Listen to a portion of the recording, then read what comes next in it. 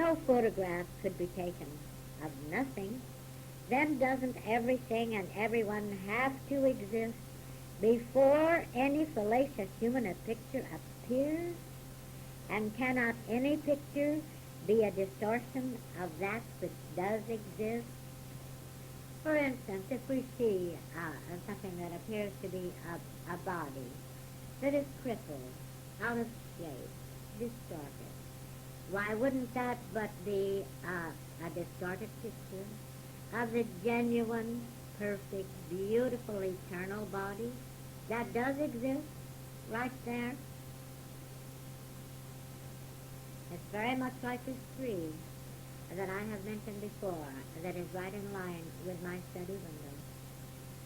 When we first moved into our home, this tree seemed to be very disfigured, and it had been used for target practice by the family that had lived in the house before, and it seemed to be dying, really. It seemed to be deteriorating rapidly, and that's the way it appeared, just briefly to me. And then suddenly one day I saw this tree. I saw it as it is. I saw it as it has always been and as it is always going to be. And I saw it as a perfectly beautiful, symmetrical tree without a sign of any bullet wound in it. And you know, now this was quite a while ago, and this tree, even those who have never seen it before, love to look at this tree because it is so symmetrical now, even to so-called human vision, and there is not a sign that there ever was a bullet wound in this tree. It is a thing of beauty, and I love it. Oh my, I have learned so much from this tree. So much has been revealed through just what I have seen this tree alone to be.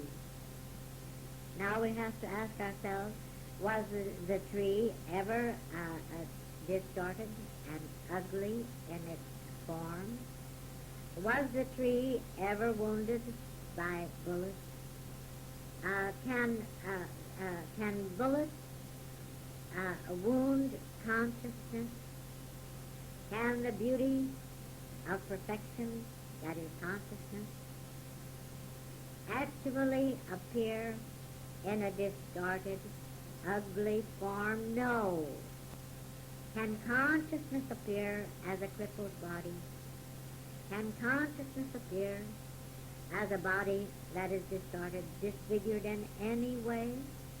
Can consciousness appear as a body or a face, anything like that has a distorted swelling or growth or something like that? Indeed, no. Why? Why can't it? Because consciousness is God. Because consciousness is God. Because God is consciousness, and because God is the beauty of perfection itself. And God can only appear as what God is. Now we have said that consciousness is eternal and that it is the substance of all forms. And we know now that this eternal consciousness is the form, the outline, the delineation of all substance. But we haven't gone far enough yet.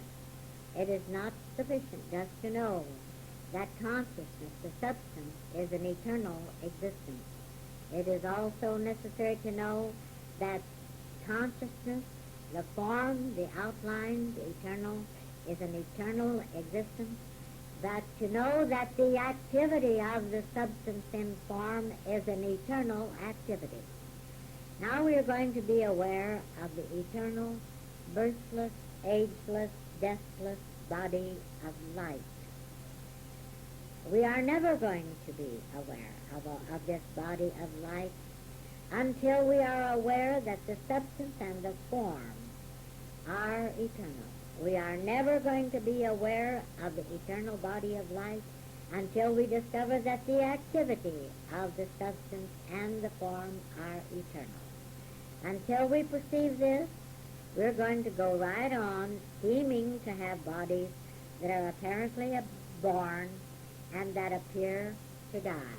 In other words, we're going to continue mistaking the faulty, distorted photograph or picture of the body for the genuine body, for the only body, for the birthless, changeless, ageless, beautiful, perfect body.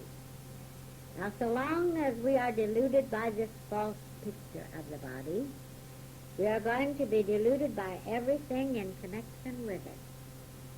Now, it just comes right now, so I'm going to give it right now.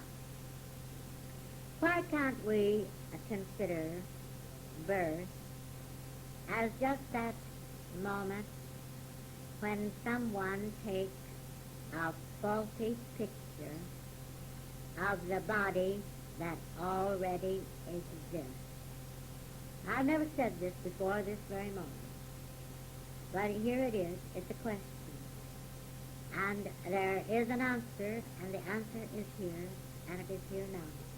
But doesn't it clarify things somewhat to just ask yourself, isn't it possible that that which is called birth might be very much the same thing as if someone took a distorted picture or a diminished picture or something like that of the perfect eternal body of light that already exists?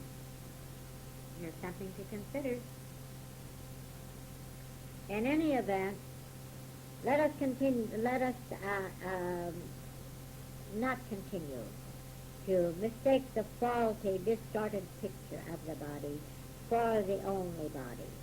Now, so long as we're deluded by this false picture, why, we're going to be deluded by everything in connection with it. It's just like a motion picture, you know. To us, it is more like a motion picture in which the body is portrayed as a baby at birth. Then it is portrayed or pictured as growing, maturing, aging, deteriorating, and dying. Now, it may be pictured as large, it may be pictured as small, this false picture of the body. It may be pictured as stout or thin, tall or short. It may be pictured as beautiful, or it may be pictured as ugly, as perfect or imperfect, as healthy or ill. Oh, it may be pictured as any old kind of a picture, you know. But what has that to do with the eternal body that always existed, that exists now, that's always been perfect, that is perfect now, that's always been beautiful and that is beautiful now, and that is always going to be perfect and beautiful? But we must remember that no motion picture of the body is the body. Now let us explain this with a simile. In the motion picture that we see on the screen, certain individuals appear and are portrayed on the screen. We follow the play and we seem to see the bodies of the actors and the actresses on the screen. But are we actually seeing either the actors or their bodies? What are we seeing on this screen? Are we seeing the bodies of the actors? Are we even seeing the actors? No, indeed we are not. We are only seeing pictures of them. And, well, it's like shadows, you see. And remember, the makeup man can distort the appearance of anyway, for that matter. Now, perhaps the worst distortion I ever saw was of Lon Chaney in The Hunchback of Notre Dame. I used to wish over and over again that I had never seen that motion picture. Of course, now I don't see motion pictures anymore at all, but I shall never forget that picture of Lon Chaney, that distorted picture in which he was in that terrible makeup with his body apparently all pulled out of shape and all, and showing him on the treadmill there. Why, you know, I suffered seemingly with that very much. I felt so sorry. You know, what seemed to me so terrible was the tragedy of the suffering and the whole of the body itself, and the face for that matter. And you know, I would wake up in the night crying, seeing that picture, false picture of Lon Chaney. Well, one day I knew I had to see through this somehow or other. This couldn't go on. And suddenly it dawned within my consciousness, why, I wasn't seeing Lon Chaney at all. All I was seeing was a distorted picture there of Lon Chaney, and that picture wasn't doing any suffering, and that it wasn't anything of itself anyway, that it didn't have any substance, it wasn't the body of Lon Chaney or anyone else. And you know, that was all it took. I never again suffered from that seemingly terrible picture, and I was very grateful for that. I suppose in Christian Science we would have said I had a healing. No, these distorted pictures that we seem to see are but shadows cast upon the screen of existence itself. But they are not the genuine, they are not the substance, they are not the form, and they are not the activity of the genuine and only body that does exist. This is what is important for us to see here. Now, what is the substance that you see when you're looking at a motion picture on a screen? Is the substance the pictures that you see moving about on this screen? No, indeed it is not. And those pictures that you see moving around on the screen are but shadows. They are nothing. No substance at all. The substance is the screen itself. Now, I'm not talking about a piece of matter called a screen at all. But there is actually something there in form, you see. So, and the only thing that can be in form is substance. And the only substance that can be in form is consciousness. Now, the screen actually does exist as consciousness in form. But the pictures that are shown upon these screens, the screen, is nothing but shadows shown upon, and distorted shadows at that, shown upon the actual substance that is right here and right now. That's what we will call the screen. You know, if I were you, I would contemplate this quite a little. I think you'll realize much that is true through the contemplation of this fact, and I think that you will realize much that is true through questioning, further questioning on the very subject that we have been discussing just now. For instance, you might ask, does any distorted picture actually change the body? For instance, did this distorted picture of Lon Chaney actually change his body? Didn't he continue having the same body, regardless of how distorted it? The make-up man might have made it appear on the stage, or how it might have been strapped this way or that. What did that have to do with the body itself? The body was never distorted. Is the distorted picture the actual substance of the body? Is it the form? Is it even the activity of the body? Indeed, no. Although, of course, each body of light is distinctly that specific body and no other. Each body of light is eternally beautiful. It's eternally beautiful as substance. It's eternally beautiful as form. And this is not all.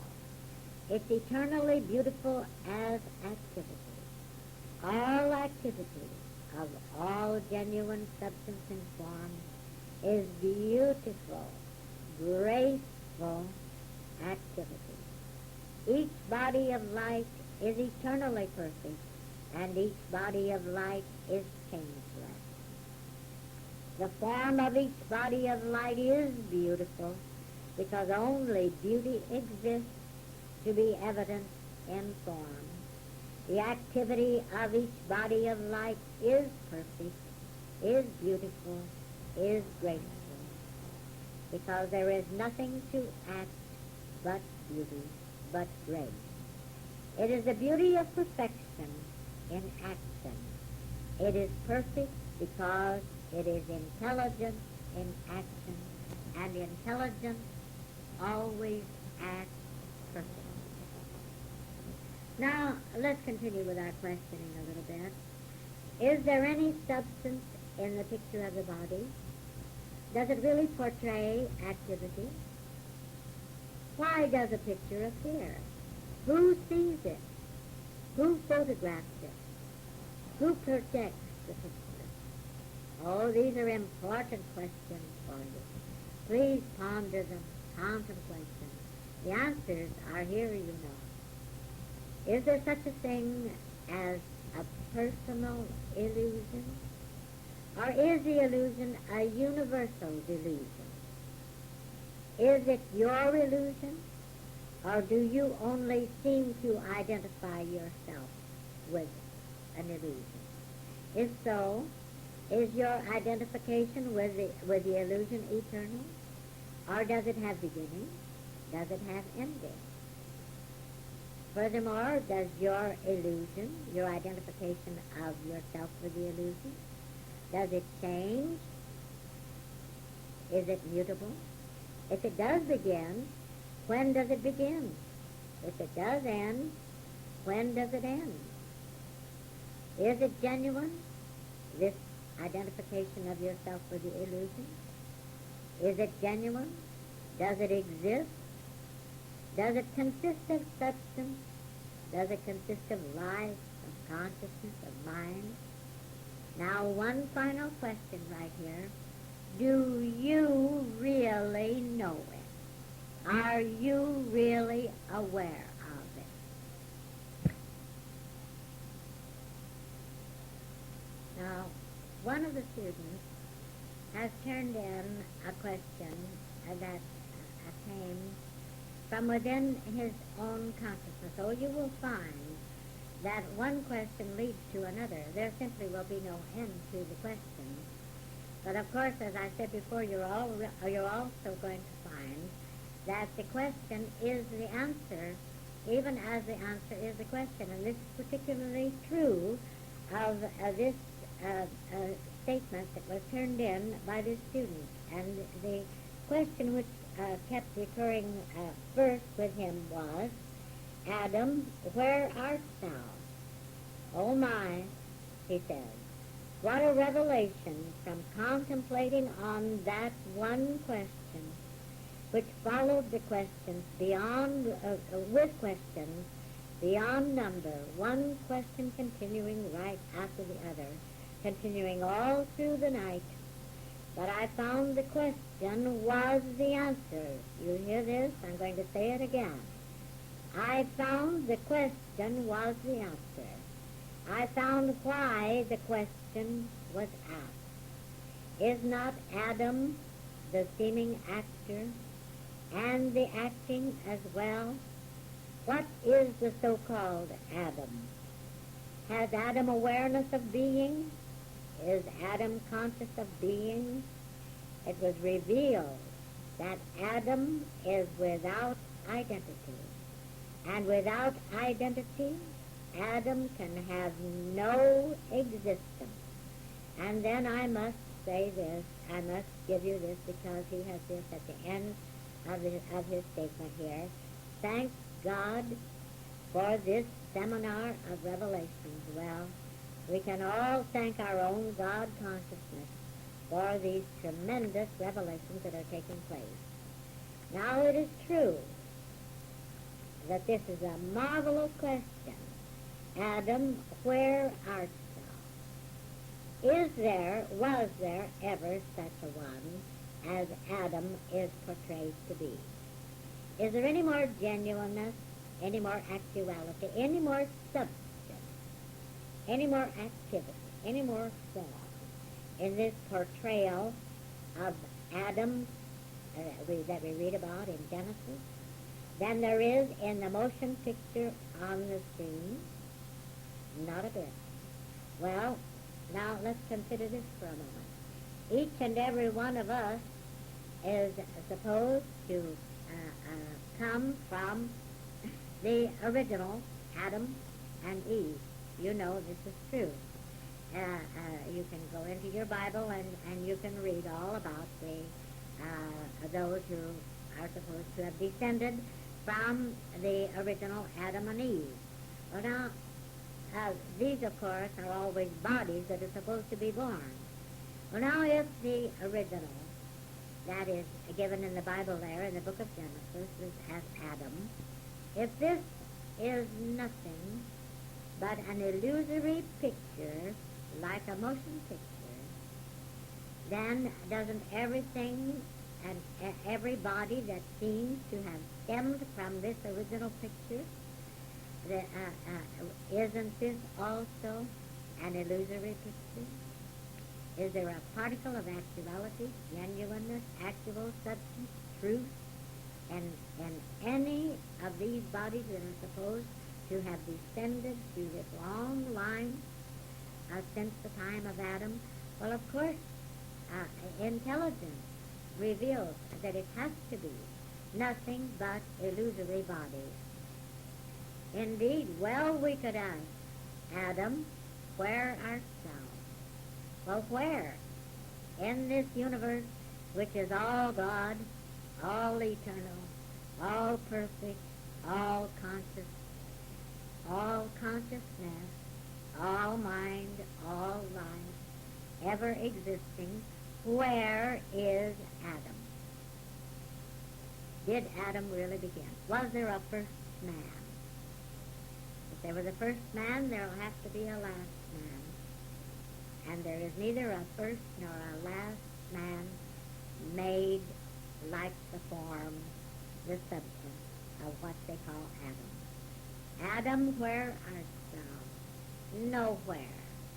Adam, where did you come from? Nowhere. Adam, where did you go?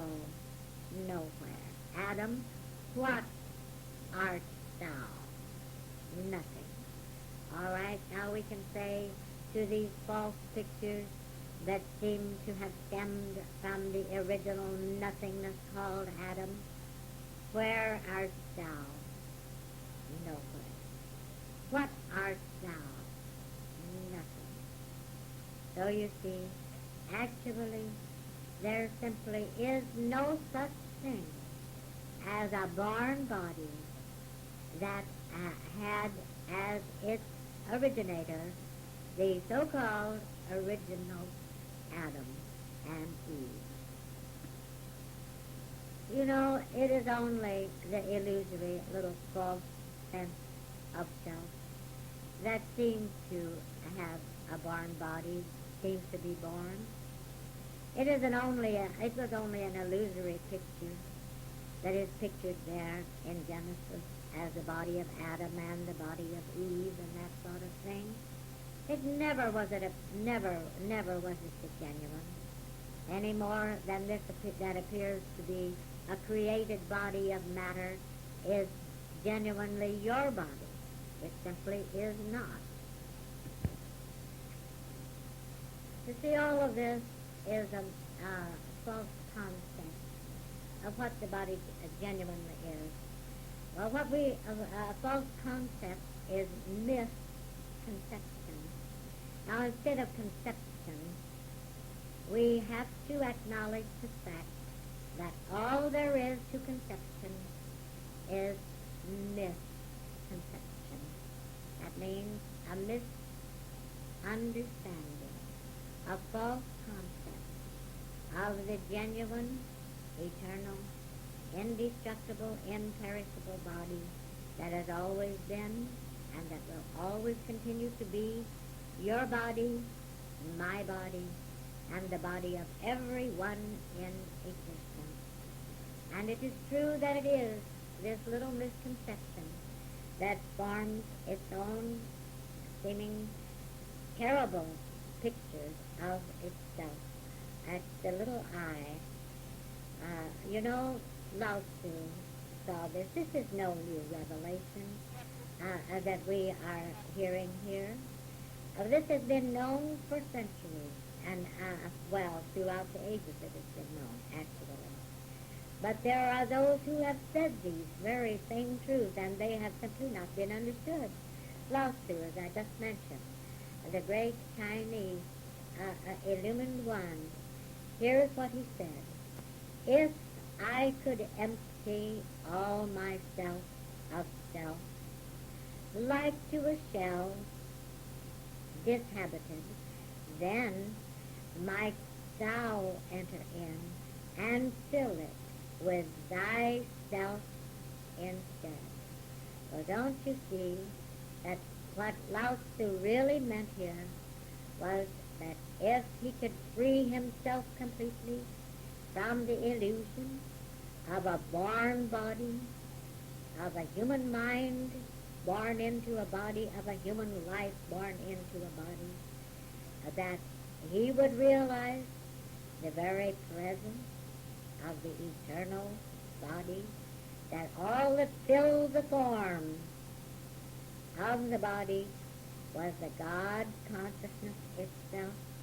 Now, suppose you seem to be suffering from some illusory form of body of some kind. Suppose you seem to have a blemish. Suppose you seem to have an abnormal growth.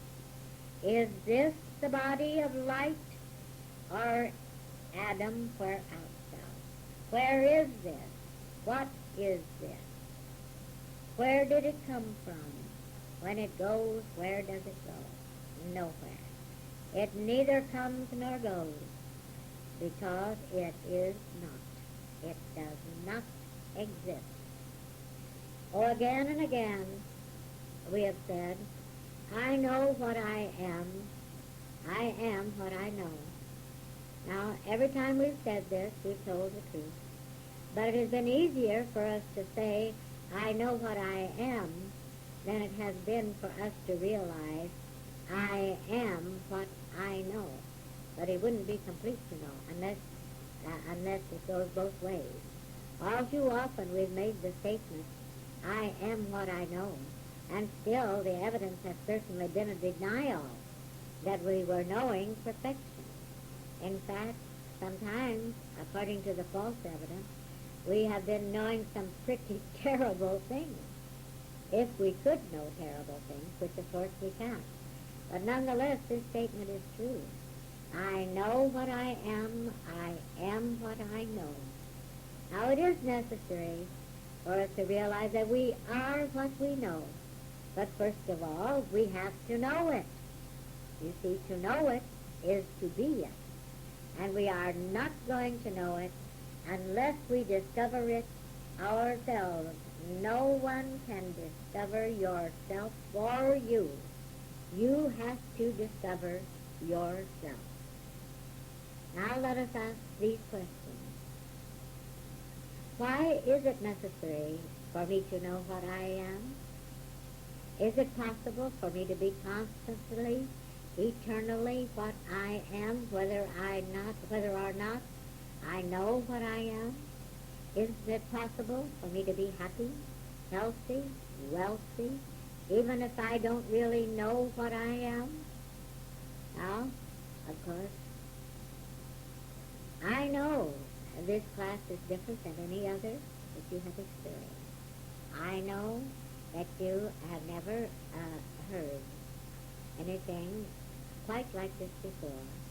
But this self-enlightening seminar is necessary for you.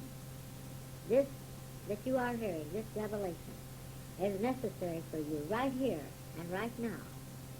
So we are not the only ones who must begin to know what we are. The world as it seems today must know what it is. Everyone in the world is going to have to be fully awake and know what he is. Now, once the world consciousness knows what it is, the whole world consciousness will be enlightened. And that is our purpose. It's up to us because we are the ones who know. We know what we are, and we are what we know. But that isn't all. We know what this world is, and this world is what we know. And we are going to have to realize that this world actually knows what it is just the same as we know what we are. It is up to us. We are the light. And as the light, we've got to shine. and there is no knowing how far the light that we are is shining, where it's penetrating, how much is being revealed by these truths that we are realizing right here and right now.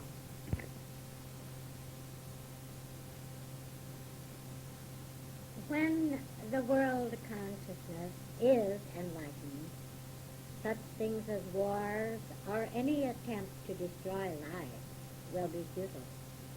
You see, actually, any illusory attempt to destroy life has its roots in hatred. Now this brings us to a question that came in that I feel it would be well to answer right now. This question is, since everything is alive, whether it seems to be a material body or an inanimate object, why does it seem wrong to kill or injure a so-called person, and yet it isn't wrong to cut up an inanimate object? Since it is alive too, I feel sure this sense of wrong in killing is a human sense. Yet we wouldn't use this as an excuse to go out and kill. There has been, that's the end of the question, by the way, but there has been a statement made that even the vegetables scream when you pull them out of the ground. And they say, of course, that you have to kill the vegetables in order to eat them or to cook them, that kind of thing. But now, in the case of attempting to kill or injure a person or an animal or anything of that kind, there is a claim of hatred. Hatred, of course, is the opposite of love. Nothing can be killed, of course. It isn't a matter of being able to destroy life, because life is indestructible. Nothing can destroy life. But the thing that is wrong about all of this is the claim of a mind that can hate. The claim of a mind that can be the very opposite of the mind that is love, the mind that is God. But the illusion of hatred is the darkest of ignorance. There is no ignorance greater than the illusion of hatred. When we cut the grass, when we cut the flowers, there is not this sense of hatred, this false sense of hatred that goes along with that. When the vegetables are pulled from the ground or taken from the vines or anything like that, there's no sense of hatred in this, no false sense of hatred at all. And so when we prepare them for food, there is no false sense of hatred or anything like that. It's just a normal, everyday experience, and no one thinks anything about it. But now you take this thing of hunting. When these assumptive human beings called men go out to hunt, go out to kill, they don't recognize it, of course, within themselves. But there is a false sense of hatred in this. The lust to kill is hate and nothing else. Now I know I would like to speak of an experience that I had here that I feel would be well for you to consider. I am very much opposed to hunting. I had this experience of knowing some men, very fine men, some attorneys, professional men, teachers, and that kind of thing in this particular city where I live. And one autumn, my husband and I were on a vacation, and it so happened that we ran across some of these men that we knew, and they were on a hunting trip. Now these were men that I had known and had talked with, had enjoyed, and enjoyed talking with, had liked. But do you know, when we saw these men, it was in a cafe that we ran into them, that we saw them. When we saw those men, it was just terrible. You would not have known that they were the same men. Their faces looked coarser, their voices were strident, why even their walk was more swaggering and more animal-like, actually, in many ways.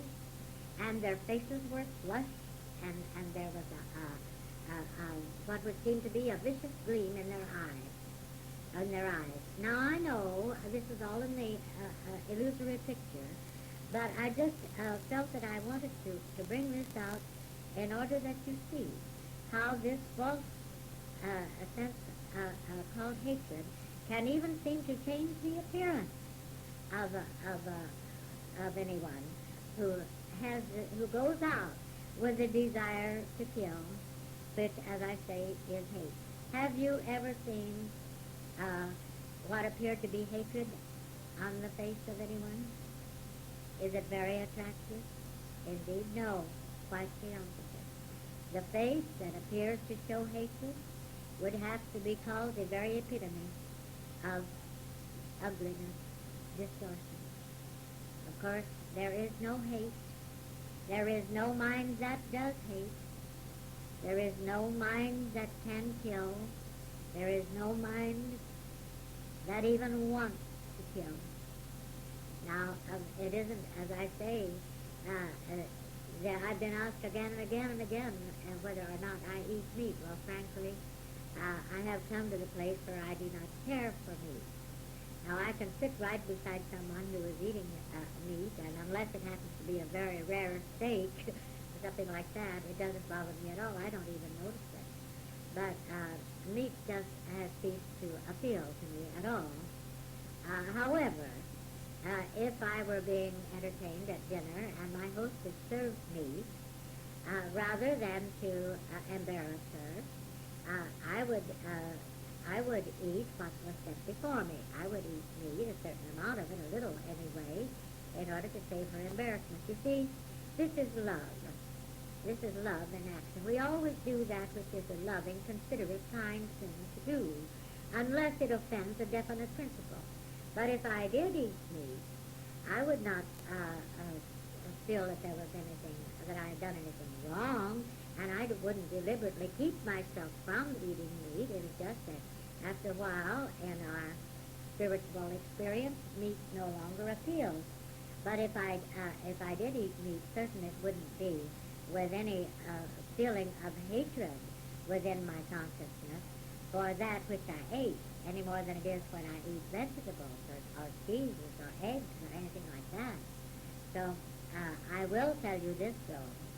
There does come this point in our experience when food is of no importance to us at all. It doesn't matter whether we eat or whether we don't eat. It doesn't particularly matter what we eat. Nothing actually offends us, but just certain foods. Our appetite seems to change, you might say, only the change finally comes to a point where there is no actual so-called physical hunger. But even that which we do prefer when we are seated at the table runs more, I would say, to salads and vegetables and fruits and not even so very much of that. But it doesn't matter if we miss a meal, 2 meals, 3 meals. My word, I go all day, lots of times, without any food, and I don't think anything about it. In fact, if some member of our family didn't come in and take me by the ear and take me out to the table, I probably wouldn't even go out to dinner. So food is not so all-important as we have considered it to be. A whole book could be written on food alone. But anyway, to get back to our subject, the thing that is wrong is not so much in the what we call the killing of the cattle and so forth, chicken, for food, because no life can actually be destroyed. But the thing that is wrong is the lust to kill, which is hate, which is the opposite of love, and that is a so-called, not a genuine, but a so-called identity claiming to be an identity that can be filled with hatred. And this can never be. This is false through and through. But now, let's get back to our world consciousness. We have said that when the world consciousness is enlightened, wars or any attempt to destroy life will be futile, And we recognize now that any attempt to destroy life is based in hatred, in which there is no intelligence, no mind in this kind of thing. But this is not all. Through just the truths that we are seeing right here, the world consciousness is going to be aware that it is impossible to enslave people. The world consciousness is going to be aware that it is impossible to destroy life. When it is recognized that each one of us is boundless, free, immeasurable, eternal, beginningless, changeless, endless, when each one of us is recognized to be all of this, the futility of any effort to enslave us will be apparent. And the futility of any effort to destroy us will also be apparent. Who can build walls that will confine consciousness? We hear so much right now about the infamous wall of East Germany there. Well, is the consciousness confined? Who can confine consciousness? Who can confine life? Who or what can confine intelligence within a city, a state, a country, or even a continent? No. Consciousness is unconfined. Consciousness is infinite, inseparable, indivisible, everywhere, equally everywhere. Who can confine consciousness? All right. Who can confine us to this earth planet? Are we confinable? Indeed, no. Are we not consciousness? Are we not mind? Are we not life itself? Can the conscious, living intelligence that we are be confined? Indeed, no. Oh, don't you see? The world is never going to realize its freedom, the freedom that it already has, until the world consciousness is aware of what we are seeing right here. It's never going to be aware of being eternally free until it realizes that there is nothing that can place it in bondage. Yes, even the world consciousness has to be illumined. It has to be. And actually, of course, it is. And the illumination of the world consciousness takes place as the little false misconception is obliterated. Now, our awareness is doing just this, just what we are seeing. As we hear these words of truth, just what we are contemplating in this very moment is obliterating this false, little assumptive misconception called a human-born being. Now, our awareness is stirring the illusory surface of the world of human thinking. It's stirring it even as a rock thrown into the water will cause ever-widening ripples to expand. And who knows how far these ripples are to travel? Who knows how wide the circle? Who knows how deep the water is moving underneath the surface? Now, of course, our consciousness doesn't go anywhere, but neither is it confined anywhere. You can't confine consciousness. And why does your consciousness have to go anywhere when your consciousness already is everywhere? It is simply the light that lights the places that have seemed so dark. And oh my, in the Bible it says, if the darkness, if the light that is in thee seems dark, how great is that darkness? And certain it is that the light that is already here in and as this world consciousness right now does seem dark, and how great is this seeming darkness.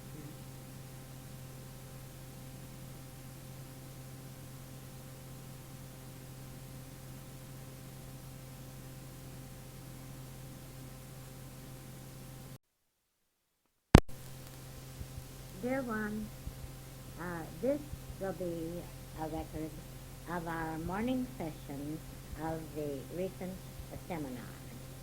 Now, these morning sessions were devoted to self-revelation, to self-illumination, self-enlightenment. For this reason, there will not be so many statements, perhaps, as we have in the evening sessions of the seminar, but there will be many questions asked.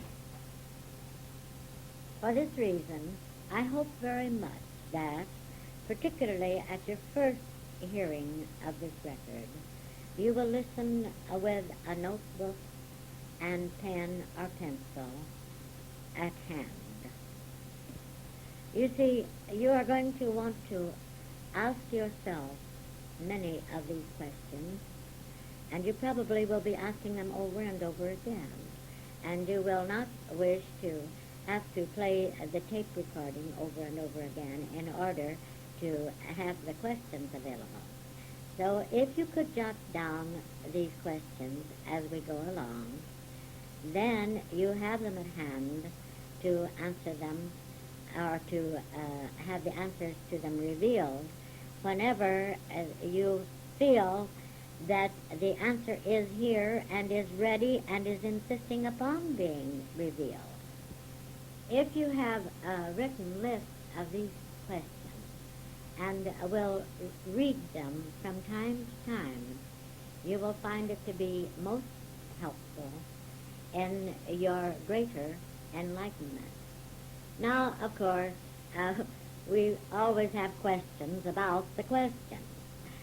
Someone is always making the mistake of having an opinion that this matter of questioning means dualism. They often feel that there must be someone who is questioning another presence outside of or other than their own identity. And of course, if this were true, it would be dualistic. But this mistaken concept is always because they do not understand the purpose of the questioning, and neither do they understand the significance of the questioning. Actually, the question and the answer, the one who answers, are the very same one, the very same identity. The question, of course, is nothing of itself. It simply, you might say, starts the answer flowing. You might say it acts as a sort of a primer for the pump. It primes the pump. It is vitally important to know that the answer is already present within and as your very consciousness before the question is ever asked. Actually, it is simply the focusing of your attention upon the answer, which is already present within and as the consciousness of the identity. The genuine significance of the question is that the question could never occur unless the answer existed. The question is not first, the answer is first. It is not the question that brings forth the answer. Oh no, it is the answer that brings forth the question.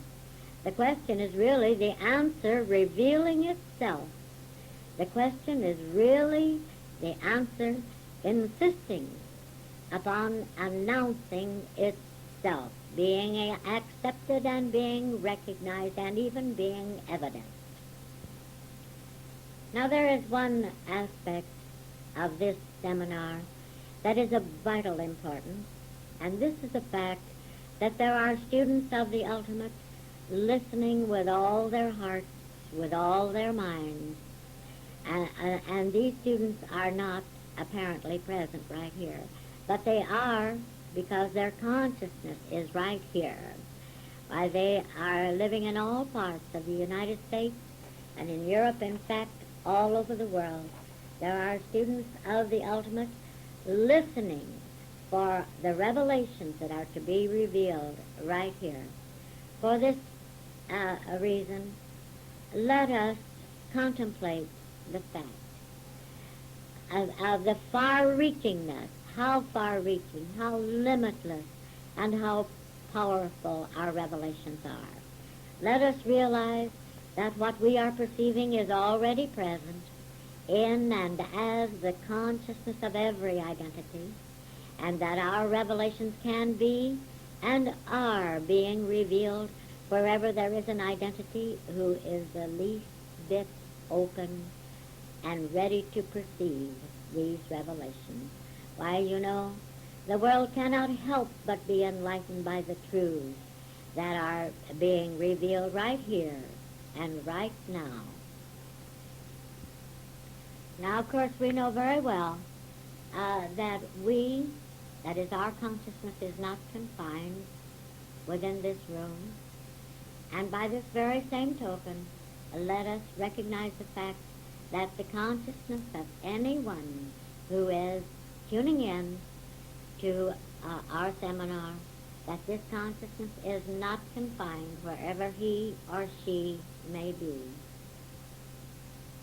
It is true that we say someone lives in a certain locality or is in a certain city or something like that.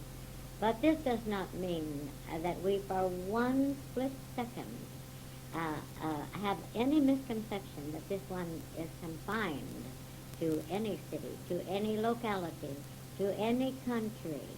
Actually, we do come to a point where we know that we are not even confined to this Earth planet.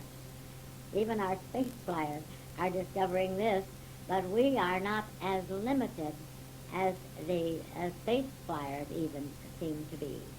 This is true, as you will discover. Those of you who have not already discovered this are going to discover this to be an absolute fact. Now, of course, I said that there would be many questions asked during these morning sessions of the seminar. As I consider the activity of the ultimate, I realize so clearly how it is that through the years and years and years, I have been being prepared for this particular glorious activity. For instance, years ago, I taught music. I taught piano, composition, harmony, counterpoint, etc. Now, one of the basic truths I learned through this experience of teaching music was that my attempts to teach the pupil were futile.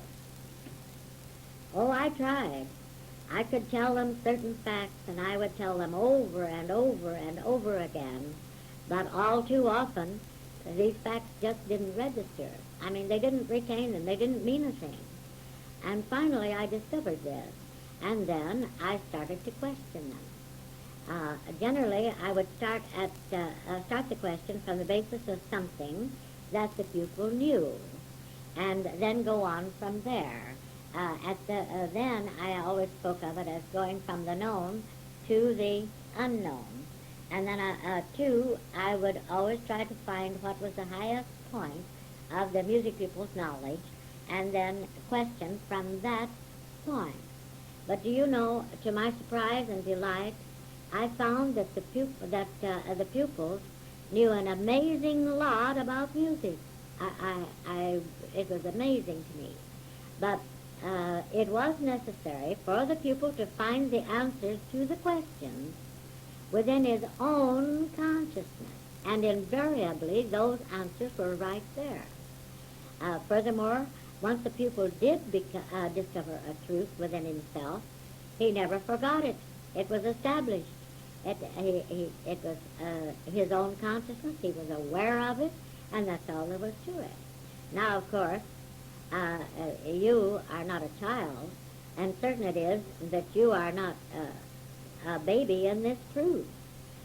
Furthermore, you already know that every truth I could tell you is already inherent within and as your own consciousness.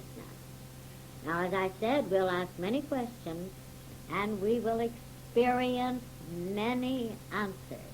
Actually, you are the answer to every question that you could ask yourself. Now, there is one thing I would say.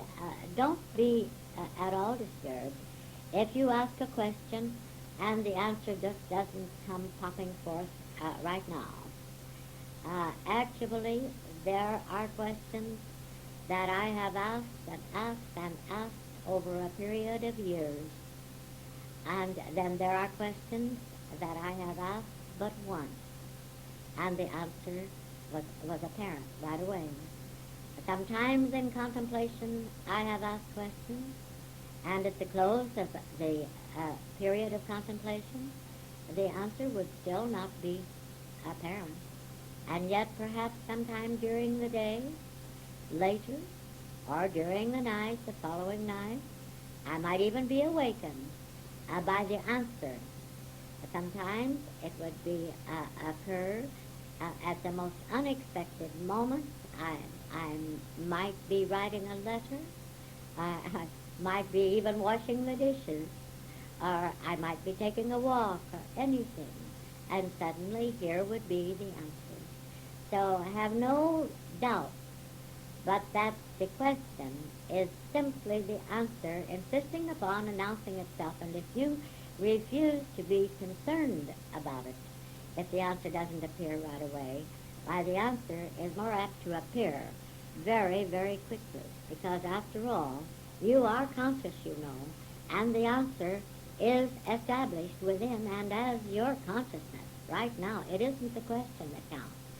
The question is nothing of itself. It is the answer revealing itself. Now, there is another aspect of this that I would like to mention to you at the moment. If the answer to any question does not appear after a few moments, don't work at it. Don't keep nibbling away on it. Go on to another question. Now, after the second, third, or 10th question, why, you may very well find that the answer to your first question is right here, revealing itself. Don't worry the questions. Don't work at them. Just ask them in the full assurance that you already know the answer. It's just like something that you seem to have forgotten for just a little second, that's all, but that you may remember at any moment. But you won't if you try too hard. Don't try too hard. But always remember this: when these answers are revealed, they are revealed right within and as your own consciousness, because this is where they are, this is where they have always been, and this is where they are always going to be. Now, as you know, the basic premise of the ultimate is God is all is God. Now, there are many who will deny this premise. There are many others who will doubt it. So let our very first question be, is God all? Is all God? Then let us continue with these questions. Now, how do we know that God is all? Is there any evidence of the allness of God that shows through the illusions of human experience? If there is, what is this evidence? Can this evidence be seen? Can the evidence that God is all be touched, tasted? Can it be heard? Or can we perceive the evidence of the allness of God by any of the so-called five senses? Now, I hope very much that just at this point you have stopped the recorder and are writing these questions and are beginning to contemplate the questions that you have just heard. Now, you will note that these are not easy questions to answer. I will not give you questions to which the answer is obvious. There would be no point, you see. Now that the answers are flowing, let us discuss our only means of knowing anything. There is one fact that all of us know. We exist. This is definite. This is assured. This we can be certain about. We exist. Now, if we were unconscious, would we know this fact? Would we know that we exist? No. Well then, we know we exist because we are conscious. Thus, consciousness is our only means of being aware that we exist. But is this the only purpose of consciousness?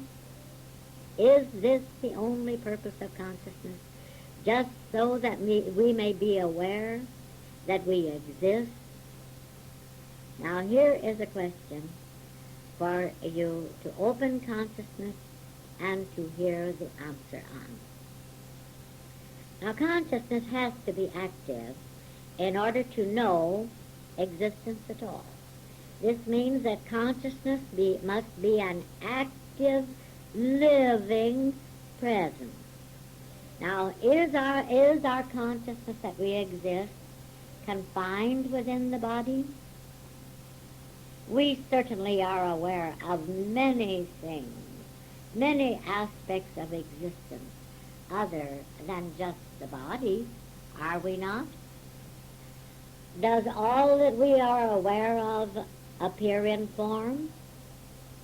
What is form? Is that which we have called the outline of object the only form? What about the form of a musical composition?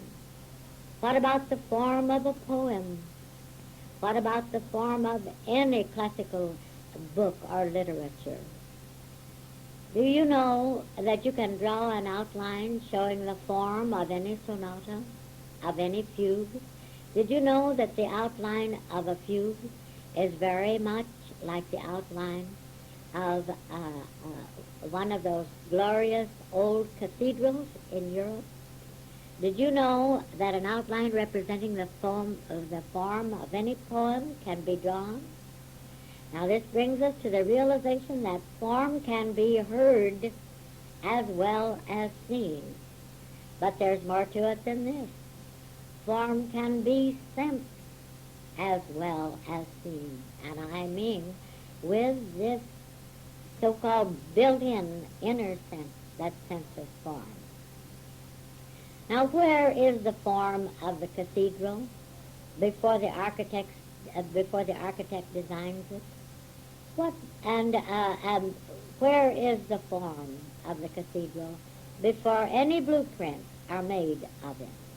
Where is the form of the sonata before a Beethoven or a Mozart writes it, or a fugue before a Bach ever heard it? Well, the form must be an outline of something, and it is, it's a delineation. But there has to be a substance to be delineated, doesn't there? Now the substance of the form of the cathedral appears to be evident once it is erected. The substance of the form of the fugue apparently becomes evident once it is written, played, or heard. Now, what is the difference in the original substance of the cathedral before it was built and the original substance of the fugue before it was written, played, or heard?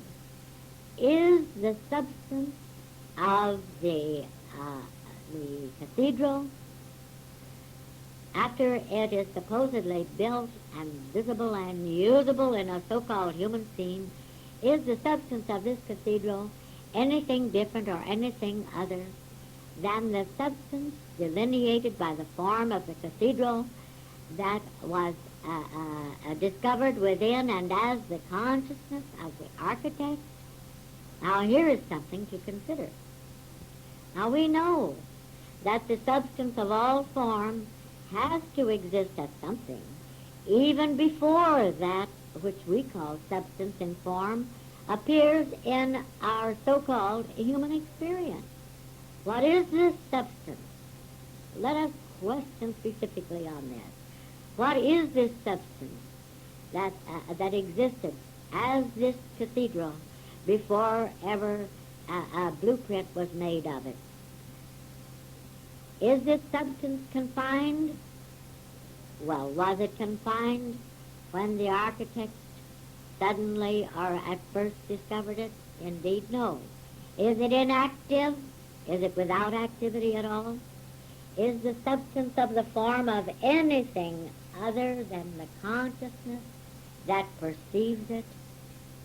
Can there be a substance of any form that is made of something that is not the consciousness that first perceives this substance in form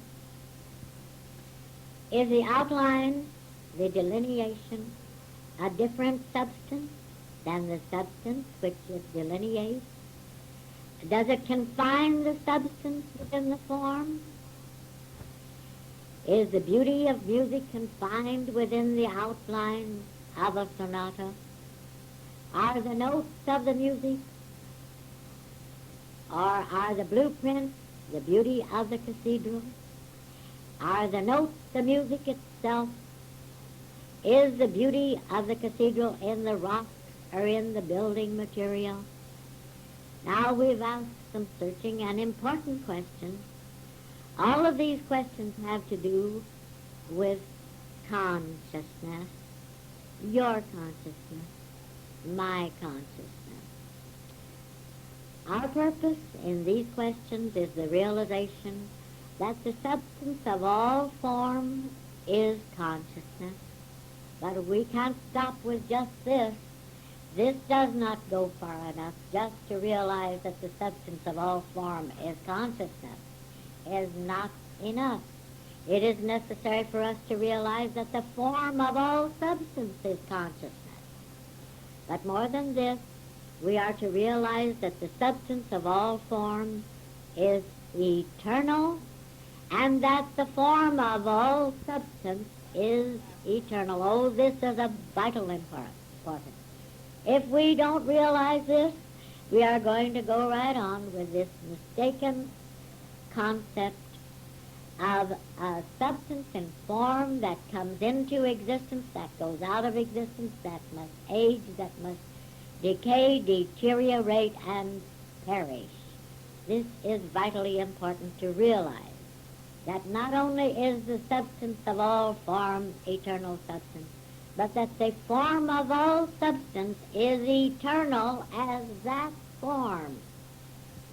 Now, once we have perceived this tremendous truth, we will be able to perceive that the substance of the body is eternal. And that isn't all. We will be able to perceive that the form, the delineation of the substance of the body is eternal. Thus we are prepared to see, we are prepared to perceive, to experience the body that consists of light, of life, of consciousness, spirit, mind.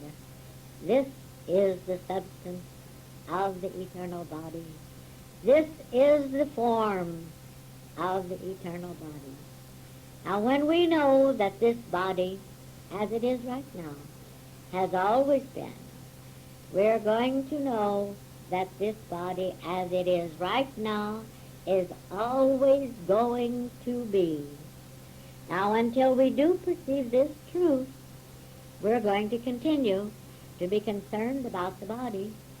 We're going to continue in the delusion that it was a born body, that it matured, that it got sick, that it deteriorated, that it aged, and that it can die. Now, if we are ever going to see through the illusion of death, we must perceive that the eternal body of light is the only body. Just as long as we continue in the illusion of birth, beginning, we are going to continue in the illusion of death. If we continue in the illusion of a substance that is born, a substance in form that begins, we are also going to continue in the illusion of a substance in form that dies, that ends. We must realize that the illusion is not only that there is a substance that is born and a substance that must die. The illusion is that there is a substance in form that is born, and the form must continue and age and deteriorate and change, as well as the substance. The illusion is that it is the substance in form that must die, that must disintegrate and become, well, as the Bible says, does. And this is not true. This is not genuine. This is not a universal fact. There is no truth in this. Why, we have just accepted this illusion. We have considered it inevitable, and we have just felt helpless before it.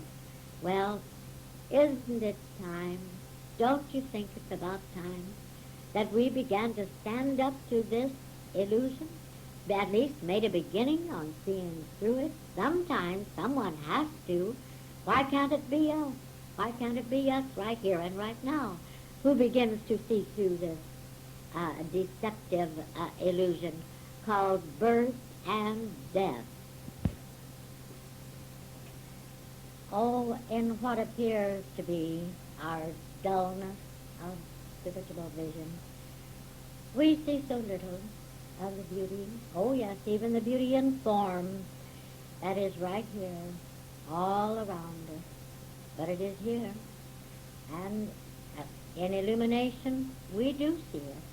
But for the most part, we wouldn't even know that it existed. Do you suppose that Beethoven was the first or the only one who heard or discovered the form of any one of his sonatas? You know, perhaps, that Mr. Roebling was the great bridge designer. Well, was Mr. Roebling the first and the only one who saw, who perceived the design, the form of the Brooklyn Bridge? Certain it is that Beethoven wrote the sonatas. Certain it is that Roebling drew the design for the bridge. But how can we know how many identities may have heard these very same sonatas before they were written? How do we know how many saw this bridge before it was ever built? Have you ever noticed that when any truth is discovered, a whole rash of statements, of articles, of books, etc., will come out with this very same truth? Now, let's have some practical examples of those who have heard the sonata before it was written, and those who have seen the building or the bridge or whatever before it was ever built. Now, long before the Golden Gate Bridge was constructed, I saw that bridge. I really did. I love bridges, and I cannot tell you how many bridges I have seen before I ever saw them with the so-called human vision. Oh, there are many so-called composers who never write a note of music. How many of you are there who love music, who thrill to it? How do you know how many sonatas you may have heard before you ever seem to hear them with the so-called physical hearing? Every lover of music is a musician, whether or not he has ever learned to play any instrument or to sing even. And every lover of music simply has to have heard some music that already exists before it was ever written or played. Now, as I said, I love bridges. I started to collect scrapbooks of or pictures of bridges when I was just a very small child. And I have, many scrapbooks just filled with bridge pictures from all over the world. I will diverge here for a moment to tell you something that I feel is quite interesting, and it has some significance, too. I used to dream almost every night of bridges. My word. In night dreams, I have walked across bridges, I have crawled across bridges, I have driven across bridges, I have ridden across bridges, I have flown across bridges. I remember one time I got into a plane at one end of the bridge and flew across the bridge and came down at the other end of the bridge. I have crossed bridges in every conceivable way, and I never could understand why I was always dreaming about bridges. Well, when I was at the Grand Canyon and I had this first full illumination, I noted that from that time on, I have never once dreamed about a bridge. This does not mean that I do not still see bridges where apparently there are no bridges built or anything like that. But I do not dream about bridges anymore. I think this is quite significant. I'm going to let you question yourself as to why I no longer dream about bridges. But it is an absolute truth that when I first, after the Golden Gate Bridge had been built, and I first saw it, so-called through the human vision, I exclaimed, why, I've seen this bridge, and suddenly I realized that I had seen it, not once, but many times. Now once, when we were in a small, sleepy little town, I said to my husband, why, I see many tall, beautiful buildings here, and the town is just bustling with activity. Now, you know, this statement seemed ridiculous at the moment because the evidence before our eyes was just to the contrary. You'd never dreamed that there'd ever be any tall buildings or any business there. But subsequent events have proved that the buildings already existed and the activity was already going on. It appeared that the buildings had yet to be built before they were apparent to so-called human vision, and it appears that they are still being constructed. But I saw them complete. I actually did. Now this brings us to a very important aspect of our revelation. Anything that seems to begin will also seem to end. But here is the important thing to realize. The eternal substance in form of all existence remains forever. I'm going to say this again. The eternal substance in form of all existence remains forever.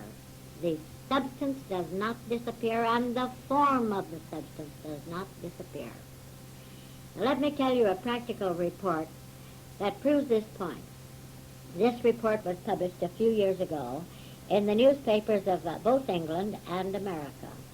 Now, the general public has never been able to explain this, but there is, just what is being revealed right here is an explanation of this so-called phenomenon. There were two American school teachers, and they were spending their vacation in London.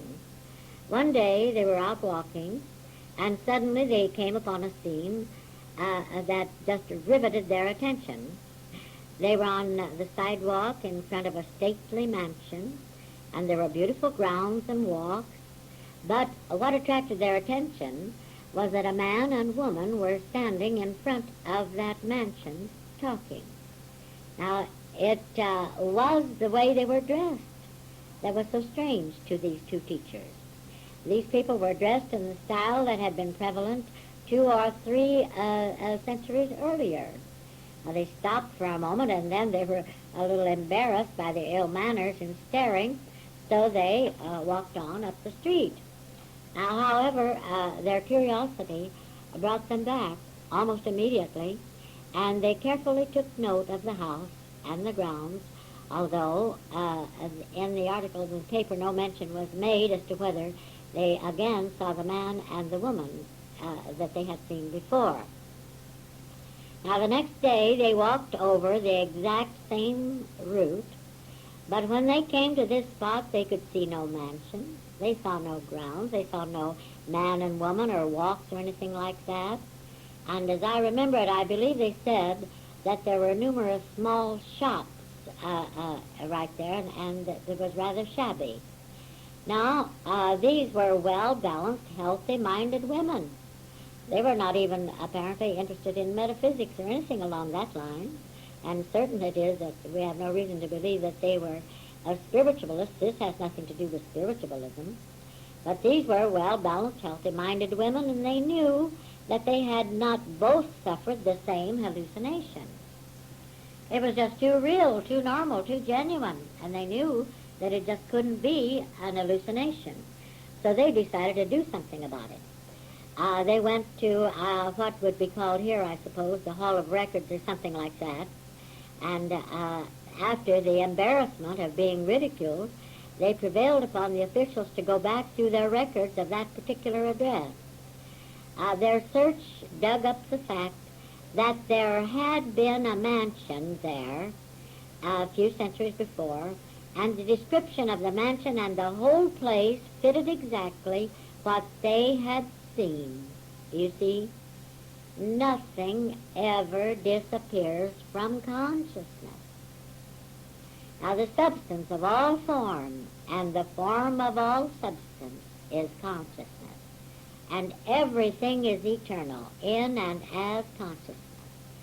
You know, in the Bible it says the thing that is to be is that which has been. And that which has been is now. And there is no new thing under the sun. I'll mention one more fact pertaining to this truth. Now this is more recent, and it happened right here. In fact, it's taking place right here in America, in the United States. I have not mentioned this in any class before because it was considered top secret in government circles a few years ago, but I understand that it is all right now, that it is a known fact now. Now, the government, our government, in connection with the Eastman Kodak Company, have developed a special camera that can take a picture of a car standing in front of a building, or anywhere for that matter, 36 hours after it has been moved or driven to another location. Now, I learned this about 4 or 5 years ago when I was on my way to San Francisco. I had as a seat mate a man who is one of the leading physicists connected with our government. And we got into quite a deep discussion, and it had nothing to do with the ultimate or anything like that. But he did tell this fact to me. And I said to him, well, why just 36 hours? If the picture could be taken after the car had been away from that location for 36 hours, why couldn't it be taken a year or 2 years or 100 years later? And he said, well, I don't know. He said, we didn't, it was never tried. We never tried to take it in a period longer than 36 hours after the car had been moved. But, you know, they could have just as well. Well, anyway, this proves one point at least. We are getting closer, even in what would be called our so-called human endeavor. We are getting closer to the realization that nothing, no substance in form ever disappears, ever is destroyed, ever perishes, or ever goes out of existence. It cannot be. All substance in form is eternal substance in eternal form. Now let's ask some questions. What was the substance and what was the form of those buildings I saw in that little town before they were constructed? What was the substance and the form of the Golden Gate Bridge that I saw again and again and again before it was ever built? What was the substance and form of the mansions, the walks, the grounds seen by the teachers after those buildings had apparently deteriorated into nothingness, into dust, rubbish? What was and is the substance of the auto that can be photographed 36 hours after it has apparently been moved? What substance is being photographed? Now, but most important of all, What was the substance and form of the bodies, the clothing of the man and woman standing talking in front of this mansion? As I remember that report in the papers, it stated that one of the things that attracted the attention, and it was so outstanding to these two American school teachers, was that the clothing these people wore was the clothing that had been worn a couple of centuries before. So now the question, of course, would come up, why the old clothing? Isn't everything all new? Well, look, this clothing, the coat, dress, whatever, wasn't that substance and form? Did it have to deteriorate? It was the fact that it was ever new that meant that it could not deteriorate, that it could not go out of existence. But that isn't all. It existed in exactly that design, that delineation, that form, before ever those who were apparently wearing them at the time, at the moment, before ever they knew anything about them or had them on or wore them, or before they discarded them, and they continued to exist in exactly that very same substance, delineation, form, this very moment, this day. Nothing ever comes into existence. Nothing ever goes out of existence. Now, for goodness sakes, don't imagine that we're getting into spiritualism or anything like that, because we are not. I have no quarrel with our friends, the spiritualists, but this is something altogether different. It has nothing to do with anything like spiritualism. And there is another point, too. There is nothing supernatural or mysterious about this. If you once are illumined and see things as they are, see existence as it is, you will understand that this is all a matter of consciousness, just consciousness. It is because everything that exists in this universe exists in and as consciousness, that nothing can possibly disappear. You see, nothing can disappear from consciousness, but then nothing can begin to appear as consciousness either. Everything already is, you see.